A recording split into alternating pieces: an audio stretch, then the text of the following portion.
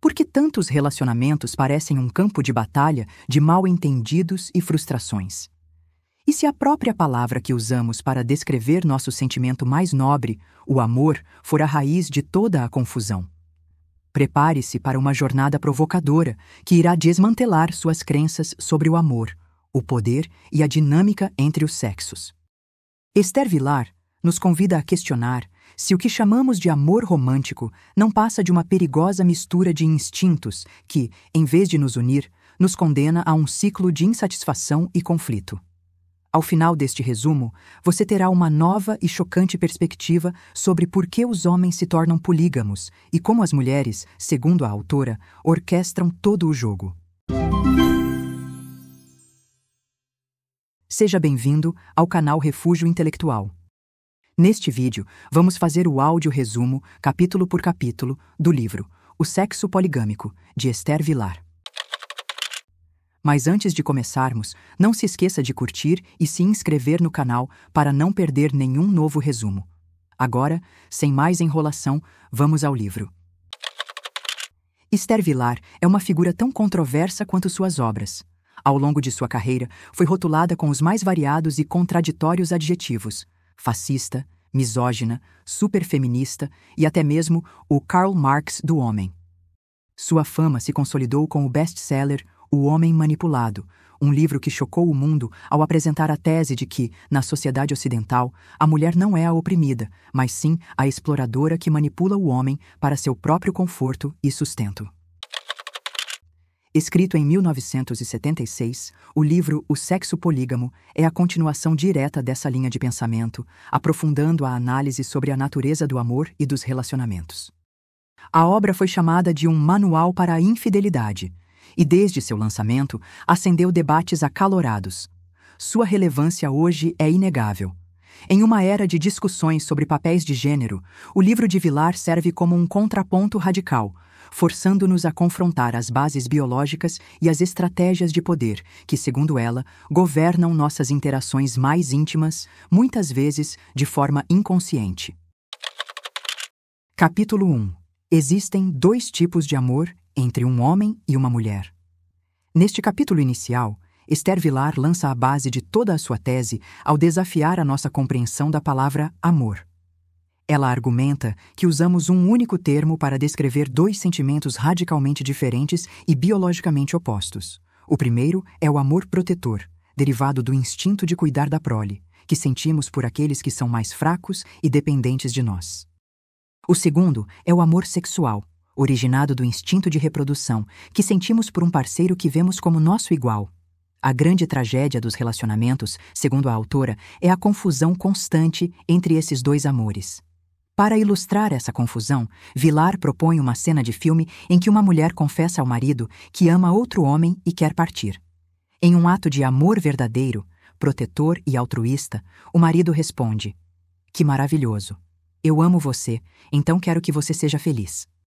Ela aponta que qualquer produtor de cinema consideraria essa cena absurda, pois o esperado do amor sexual seria uma reação de ciúme, possessividade e até violência.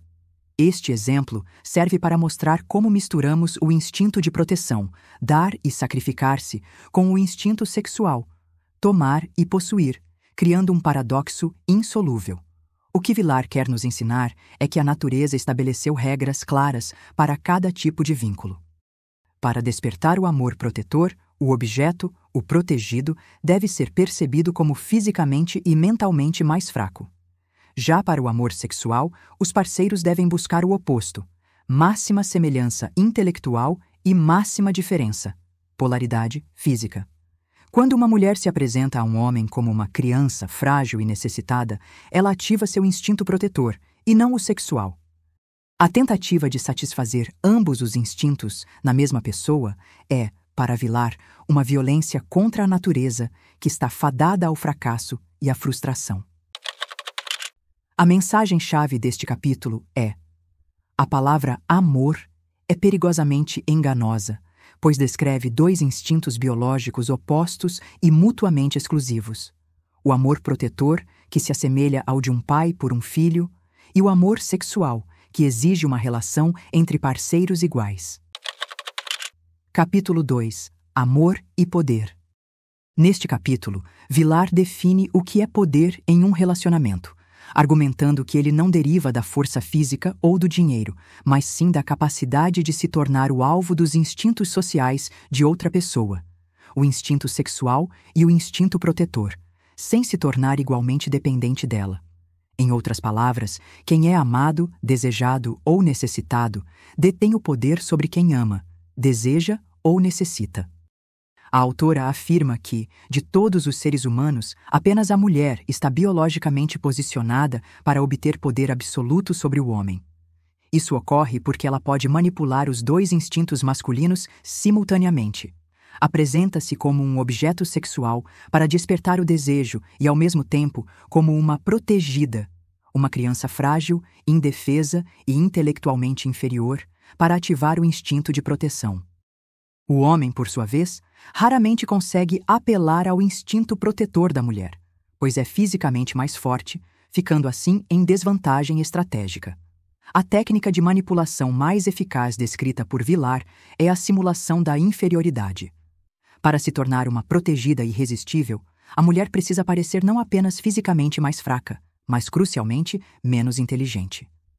A autora argumenta que, como homens e mulheres nascem com capacidades mentais semelhantes, a estupidez feminina é uma escolha estratégica. Sabendo que não precisará competir para sobreviver, pois um homem a sustentará, a mulher simplesmente permanece estúpida, não se esforçando para desenvolver seu intelecto. Ela combina isso com o controle de seu desejo sexual, usando o sexo como uma isca para adotar um provedor em vez de vivê-lo como um prazer mútuo.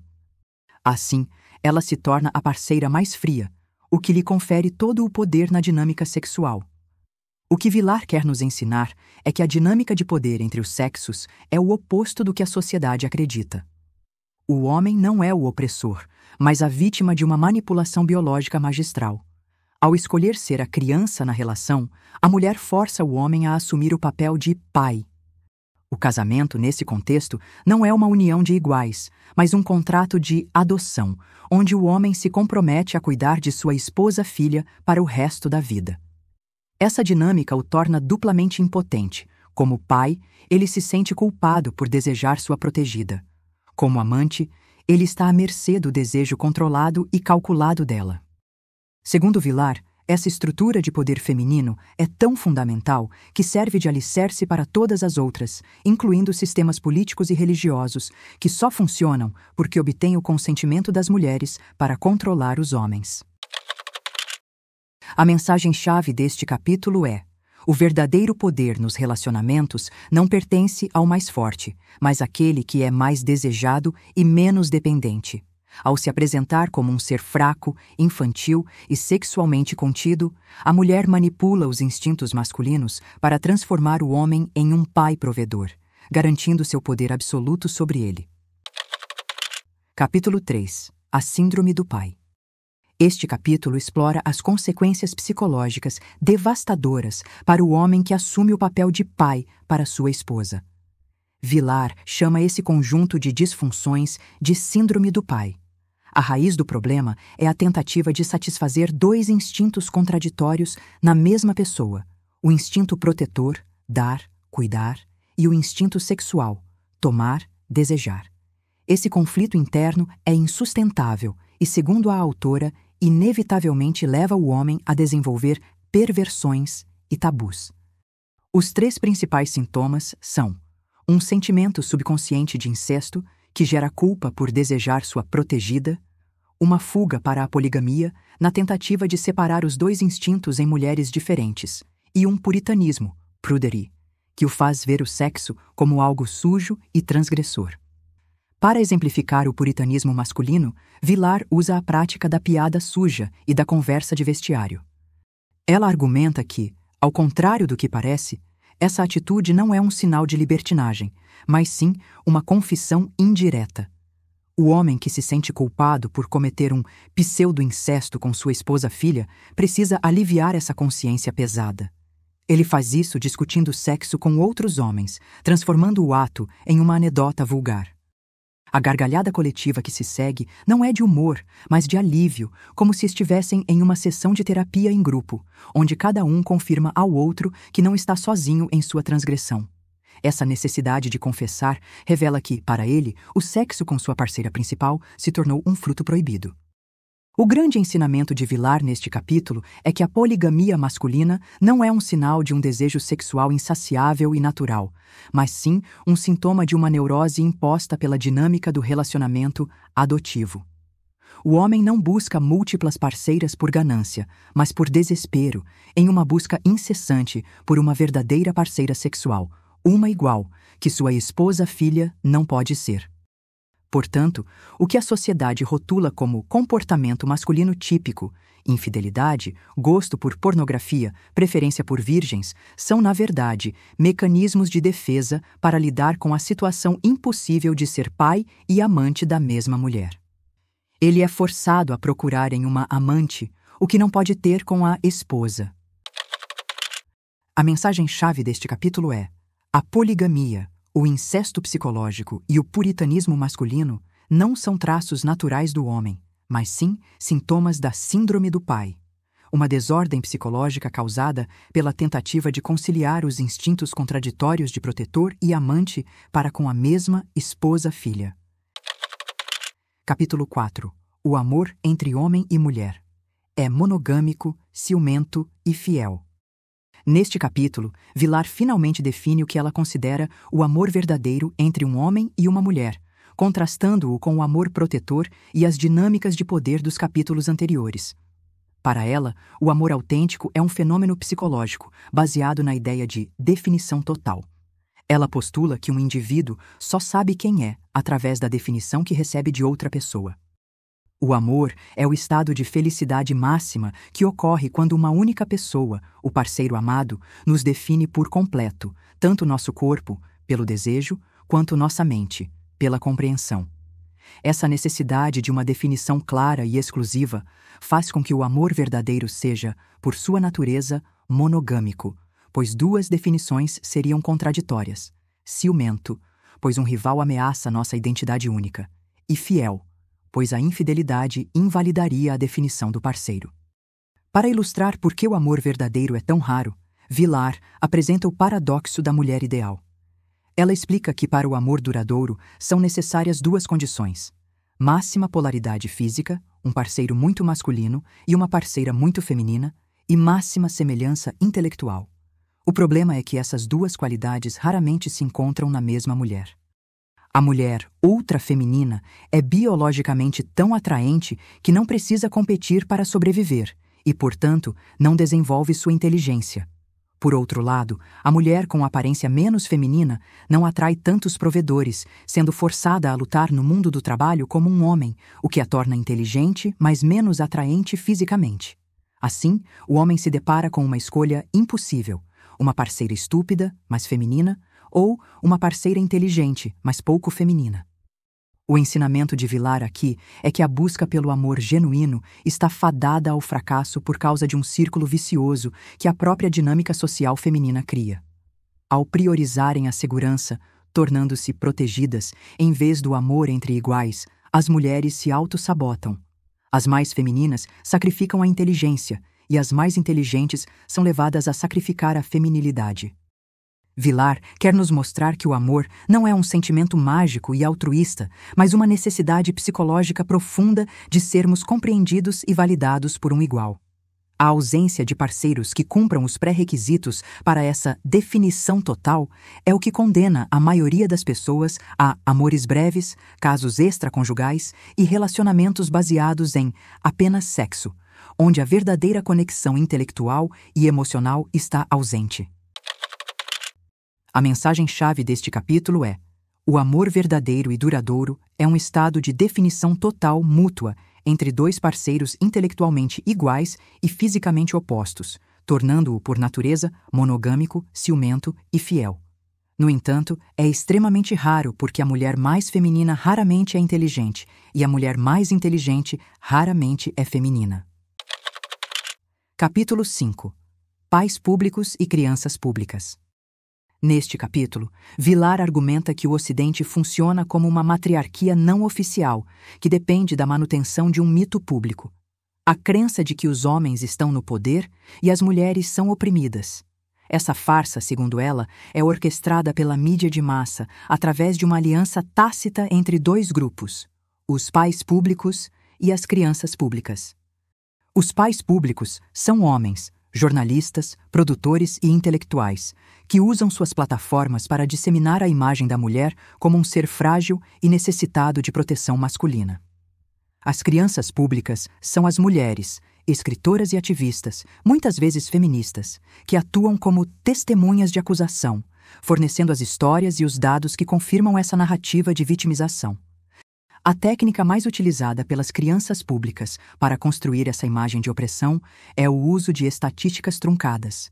Vilar dá exemplos contundentes. Elas denunciam que a sociedade machista nega salário igual para trabalho igual, mas convenientemente omitem que as escalas salariais são, em grande parte, negociadas por sindicatos, nos quais a participação feminina é mínima.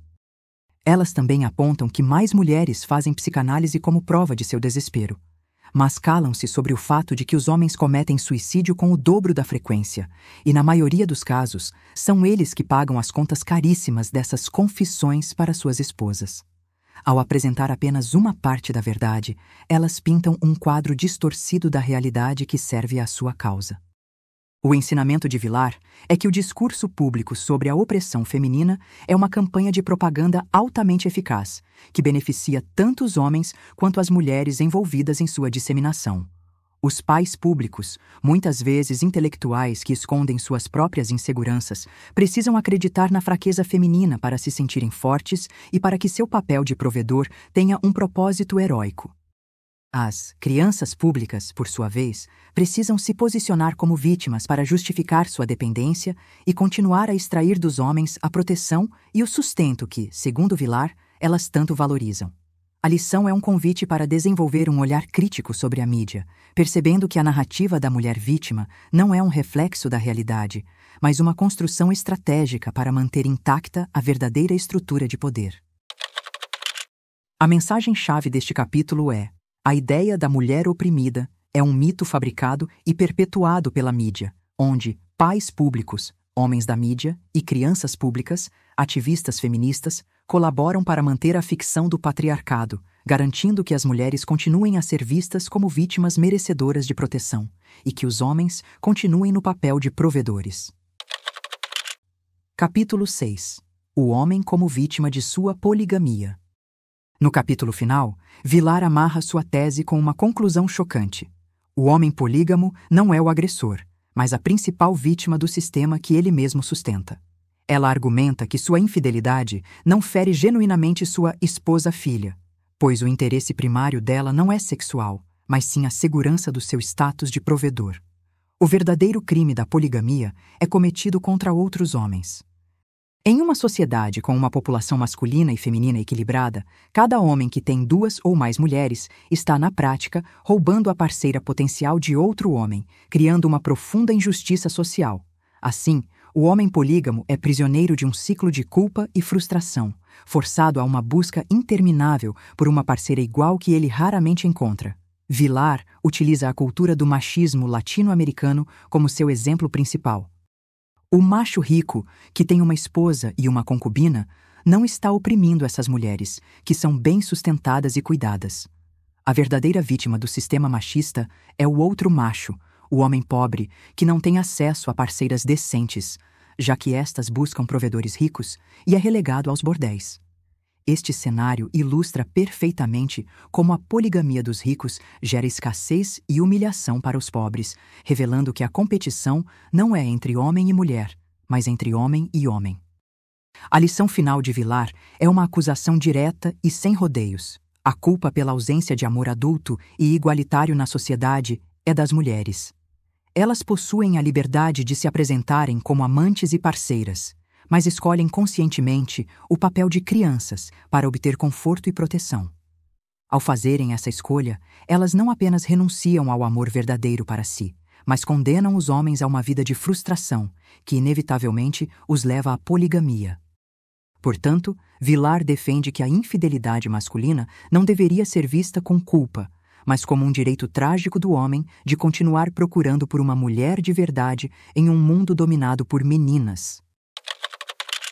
A mensagem-chave deste capítulo é: o homem polígamo não prejudica sua esposa, que busca um provedor, mas sim outros homens, a quem ele priva de uma parceira. Portanto, o homem é a verdadeira e única vítima de sua própria poligamia, um direito que ele tem enquanto as mulheres se recusarem a ser parceiras iguais. Conclusão. Como um todo, o sexo polígamo ensina que a guerra dos sexos é real e que o amor romântico é frequentemente o seu disfarce mais engenhoso. A obra nos força a questionar se nossos relacionamentos são baseados em parceria ou em uma complexa transação de poder, onde a mulher troca sexo e a aparência de fragilidade por uma vida inteira de sustento. Na prática, aplicar os ensinamentos de Vilar significaria uma reavaliação radical. Os homens deveriam reconhecer a manipulação e buscar parceiras iguais, enquanto as mulheres deveriam abandonar o papel de criança para experimentar o amor verdadeiro.